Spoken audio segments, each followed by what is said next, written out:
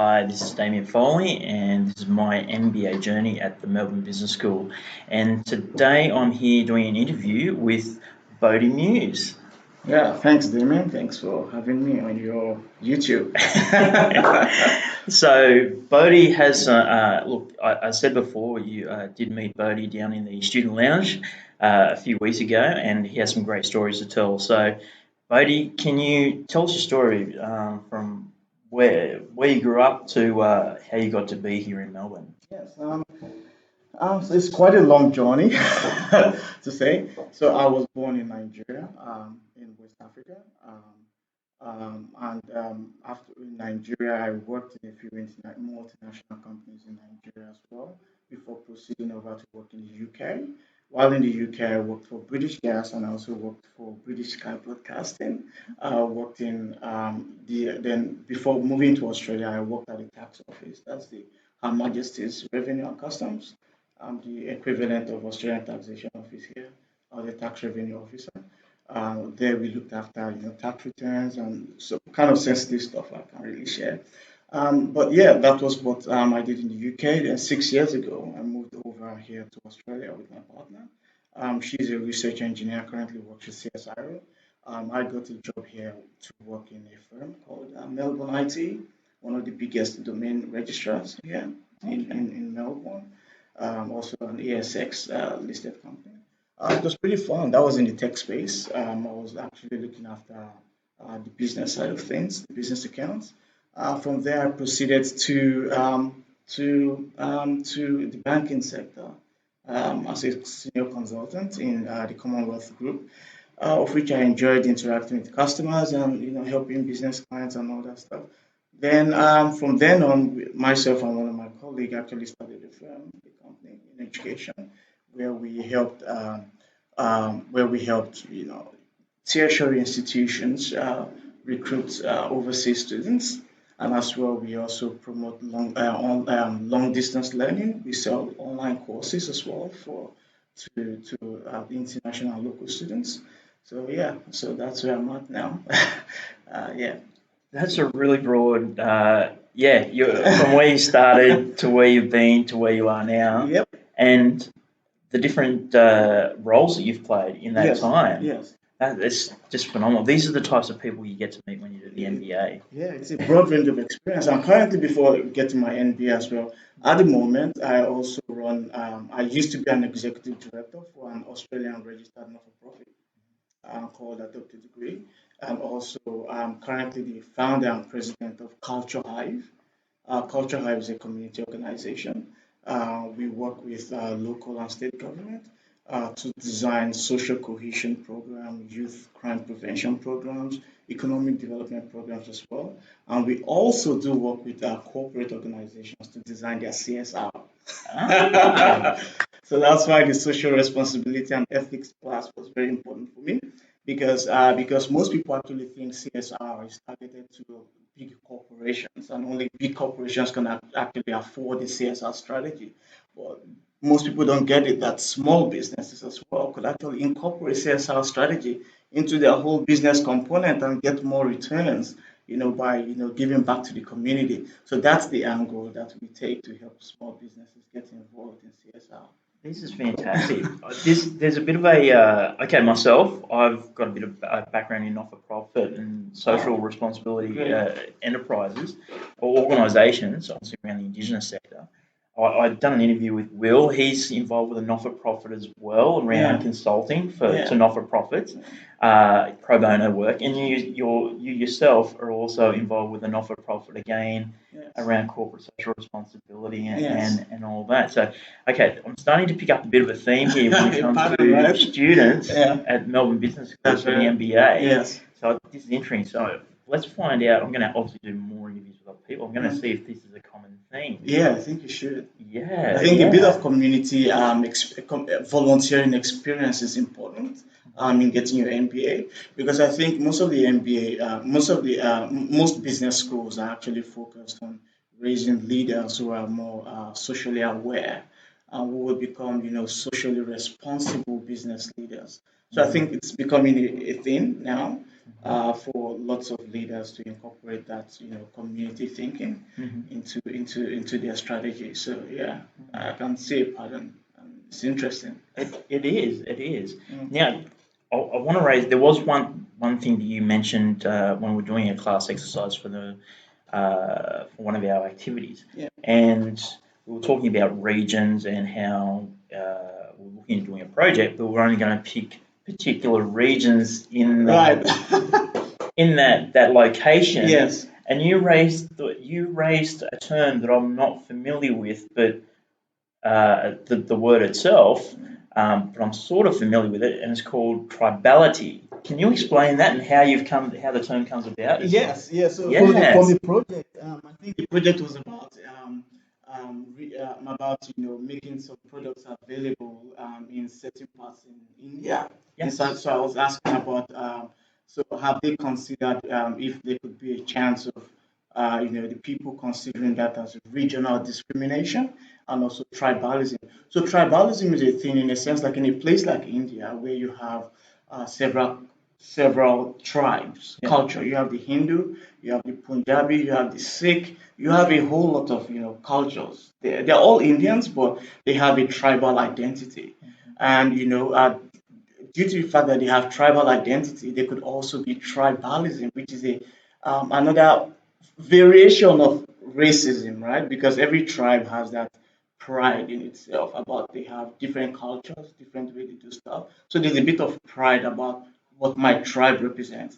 So so yeah, so most people do not understand that subtle cultural difference because you just group everyone together as one because they're in the same from the same country. You group them together as one.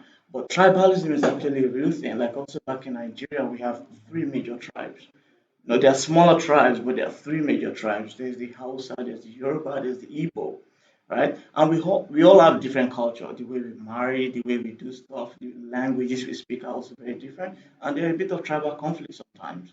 In a sense that if a particular tribe is getting more opportunities in a sector, people would have a problem with that. So it's it's a thing, that I believe that most corporate organizations need to consider as well, especially when you're trying to establish or expand into new territories. You need to be able to understand certain differences between tribes in those nations, else you'll be affected. That's fantastic because you also consider this. This is not just uh, like Africa, or you look at Nigeria. You just gave an example of just Nigeria. Yeah. Then you look at Africa within certain obviously nations. There, countries would then have their tribes, and then so that's Africa as a continent. But then you would obviously also have like areas of say the Middle East That's within, right. and then you start looking at all over the world. Yeah. But this is in Australia, we probably don't have that as such a thing, a common thing. Yeah. We do have for Aboriginal and Torres Strait Islanders, there's obviously language groups, Yeah. but I don't think it's such Pronounced. yes, Yeah. not Yeah. so distinct as far Yeah. as the Mm. friction Mm. or that it could cause. Some ways it does on boundaries, Yes. on boundary areas, but Mhm. not just on a regional level like that. So I it's think that, interesting. yeah, I think that's I noticed as well because I lived in the UK, in Australia now. I've also lived partly in the US as well. And due to the fact that in these regions you have one language, the only variation in the way you speak is the accent.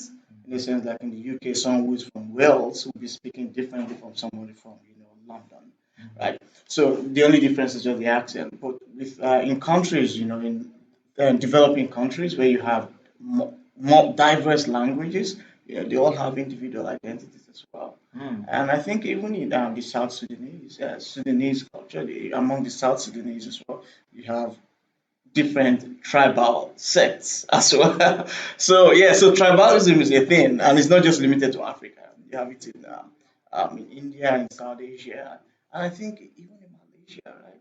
You have the Chinese Malaysians, you have the Indian Malaysians. So you just don't have Malaysians. This is great. This is where you learn from Yeah. somebody who's been all around, the world. Yeah. This is fantastic. So we're obviously here at Melbourne Business School. This is how we met. And okay, so why do an MBA and why Melbourne Business School? I think for me, doing an MBA at this time, at this stage in my life, is very important because I previously had a bit of some experience in leadership in the not-for-profit sector and also in my current education sector. And I think, in a sense, you could easily, limit your leadership by going by guts, by instincts. But coming to my MBA actually teaches me a method of how to approach certain things, not just relying on my gut information. You start making, decisions based on evidence. So it improves your whole management strategy and leadership, and you begin to apply method in different situations and scenarios, and not just going by your guts. So for me, it's one of the things that I believe would shape my leadership and ability to manage teams, and also for the future, I've got plans to do couple of things that I would probably review later on. So I think the MBA will contribute to my competence, to my ability to be able to perform in the capacity I hope to operate in the future. Excellent. And why Melbourne Business School? There's obviously other universities you could have done it at. Yeah, that's right. Yeah. Initially, because my plan was actually to go to Harvard. So where's Harvard? What's that? Harvard Business School. So as of 2017, I actually did attend a leadership program in Harvard, a 1 week leadership program in Harvard, Cambridge, Boston. And I was really impressed, with the caliber of students, with the kind of information that came out there. It was really impressive. So I felt like, okay, I would really want to go back. But, when you factor in costs, family relocating and everything, let me find a business school that is just around and also will give me the same quality as I would get in Harvard. Yes. And Melbourne Business School came up. I did a whole lot of research. I could see they have global recognition. It's on scale. It's on par with business schools around the world. So I was like, why not? So I applied, and here am I, and I'm it's living up to its expectation, living up to its reputation, I would say. Yeah. Wow, that's fantastic. Look, it's been great having you here on Bode. Yeah. So look, probably I hope that later on I'll do another interview and we'll find out some more about what you've been finding. This is week 2 of our first 2 core subjects. So Yes. we're both doing managing people and Yes. data analysis. Yes. So after doing the 2 half subjects, corporate social responsibility and ethics, and leadership. So we'll look forward to having you on here again for the in the future. Yes. And hear more about what your future endeavours are as well. Yes. So that's great. Yes. Okay, so guys, this is Damien Foley and Bode Muse, and you can follow this on YouTube at Damien Foley. You can also follow it on at Damien at my website at www.damienfoley.com/MBA. There's also Facebook at Damien Foley Official, or one word.